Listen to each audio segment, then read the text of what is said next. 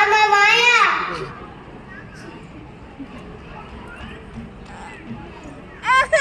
இதோ வந்துட்டேன் தாத்தா.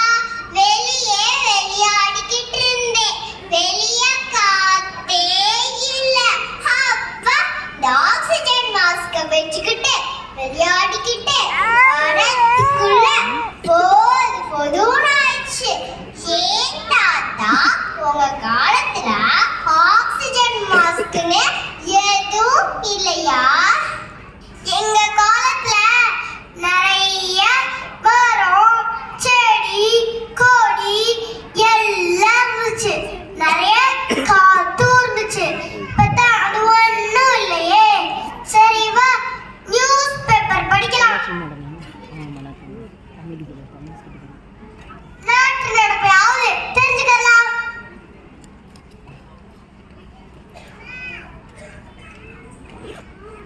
ஓ படிக்கலாமே.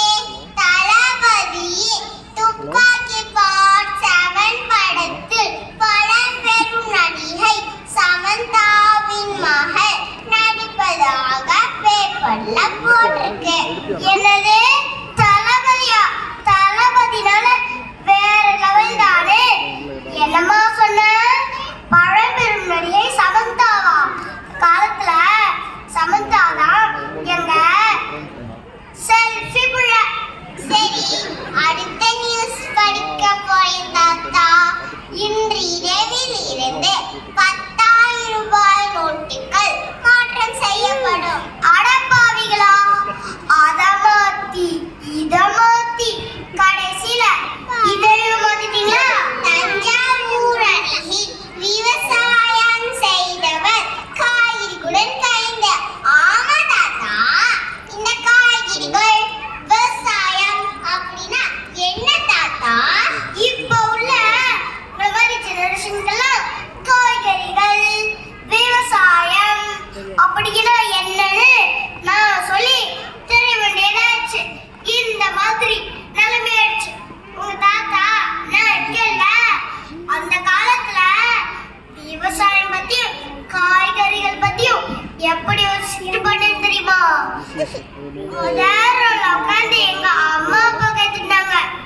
2வது ரோல உட்காந்து எங்க ஃப்ரெண்ட்ஸ் கேட்டுட்டாங்க. கொஞ்சம் பேர் பின்னாடி உட்காந்து எதுக்கு கேட்டுட்டோன்னு தெரியாம கேட்டுட்டாங்க. நீங்களும் கொஞ்சம் கேட்டுட்டுங்களே. கஷ்டப்பட்டு எழுத பேசுறேன்ல. தாத்தா தாத்தா அந்த ஸ்கிட்ட எனக்கும் கொஞ்சம் சொல்லுங்களே. வந்து கையை எல்லாரும் கை தட்டட்டும்.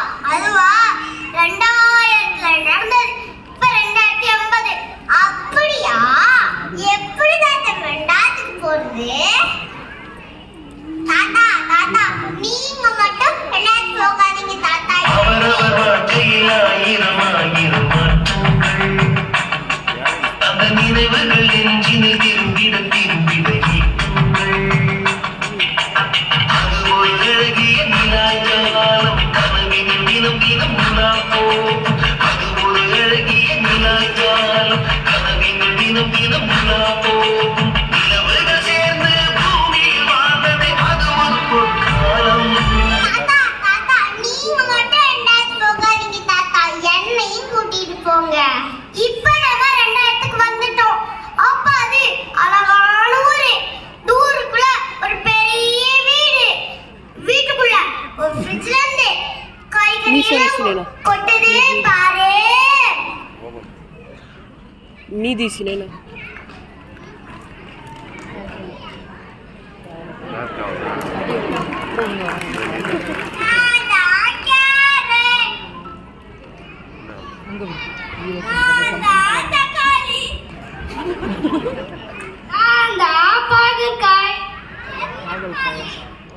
தக்காளி ரொம்ப சூடா இருக்குது.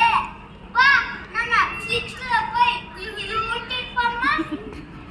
நான் வர மாட்டேன் போ. எனக்கு இங்க தான் பிடிச்சிருக்கு. ஏன்னா நான் பெங்களூர் தக்காளி.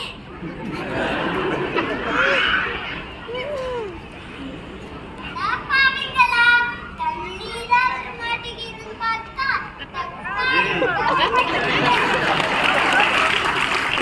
அங்க பாருங்கடா, பாவக்காய் மட்டும் பாவமா இருக்குது. ஏன் பாவக்காய்? அங்கெல்லாம் ஜாலியா இருக்கா? நீ மட்டும் ஏன் சோகமா இருக்கற? ஏய், நான் பாவக்காய் இல்ல, பாகற்காய். நீ பாவக்காடா, பாவக்காய், பாவக்காய், பாவக்காய். ஏய், நீ என்ன ஒரு மாதிரி சொரசொரப்பா அருவருப்பா இருக்கற? உன்னை யார் வாங்குவாங்க? இந்த வியாதி வந்தவங்க எல்லாம் என்னத்தான் வாங்குவாங்க? நீயே ராஜாடா மாதிரிதான் இருக்கற. வியாதி, வியாதி, வியாதி. நிறுத்துங்கடா, நிறுத்துங்கடா. நம்மெல்லாம் ஒரே இதுண்டா. நம்மெல்லாம் ஒண்ணா சேர்ந்தாதான் சாம்பார். அப்போ நான் நாங்க சாம்பார்னா நீதான் சைடிஸ். ஐயா, ஜாலி, ஜாலி, ஜாலி. இது தப்பாச்சே. நம்ம கதை ரொம்ப ஹாப்பி பட்டிருக்கேன். இப்போ சின்ன ட்விஸ்ட் பண்ணணுமே.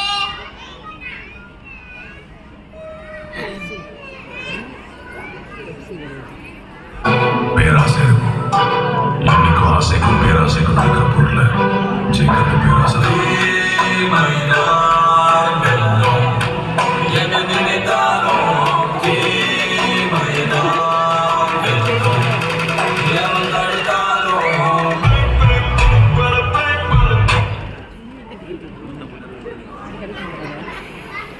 My dear ladies and gentlemen, என்னை வரவேற்க ஃபாரின் சாக்லேட்டுகளும் பிஸ்கெட்டுகளும் வந்திருக்கும் என்று நான் வியந்தேன். என்னடா இது, ஒரே காய்கறி கூட்டம். யாரா நீ? எங்க கிட்ஸ்ல வர? நாயாச்சும் சொல்றது இருக்கட்டும், முதல்ல நீ யாரா?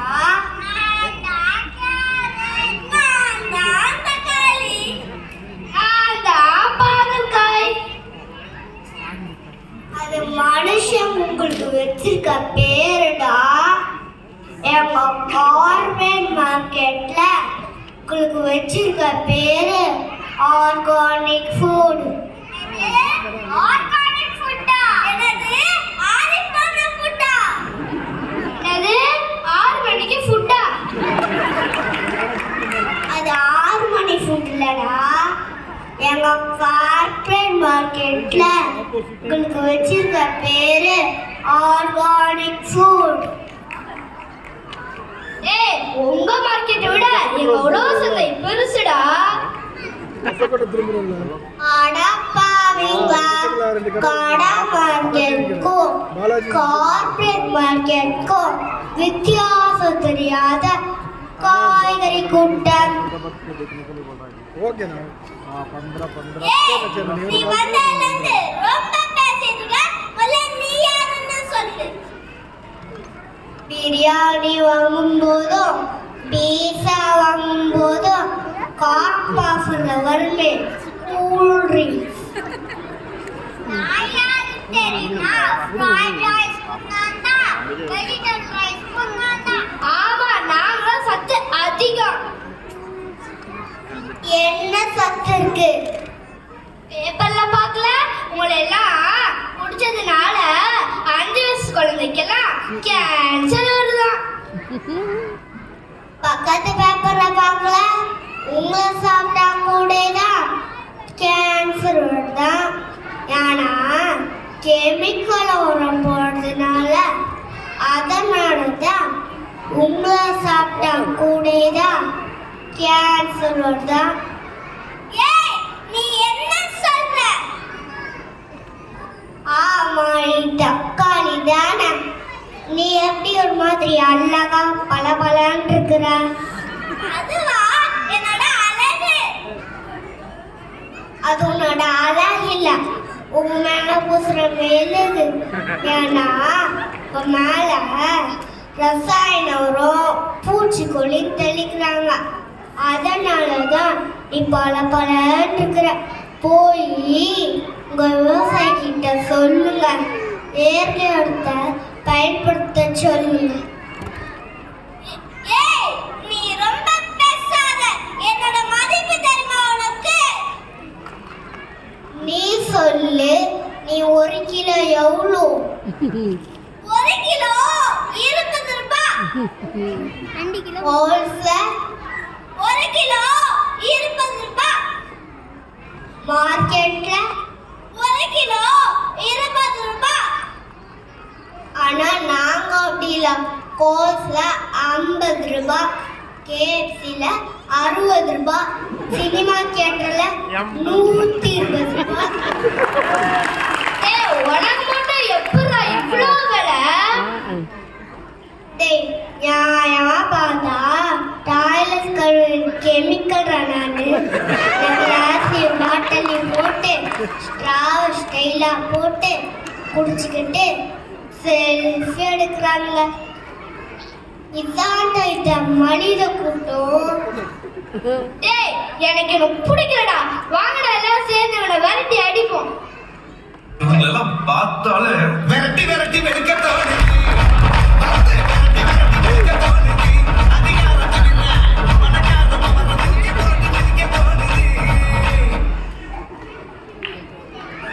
அப்பா, நல்ல வேலை அவனை அடிச்சுட்டு அடிச்சிட்டான்.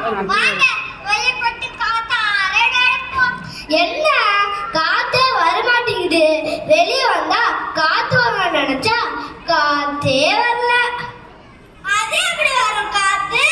ரோடு போடுறேன்னு, வீடு கட்டுறேன்னு, பர்னிச்சர் செய்யறேன்ட்டு எல்லா மருந்து கட்டிட்டாங்களே, அப்புறம் எங்க இருந்து கிடைக்கும் காத்து? 20-30 வருஷம் கழிச்சு இப்ப கிடைக்கிற இந்த காத்து கூட அப்ப கிடைக்காது. என்ன பண்ண போறாங்களோ இந்த மக்கள் தெரியலையே. இப்போவே ரசாயனத்தை போட்டு வளர்க்குறாங்க. இன்னும் கொஞ்ச நாள்ல நாம கூட இருப்போமோ இருக்க மாட்டோமோ தெரியலையே.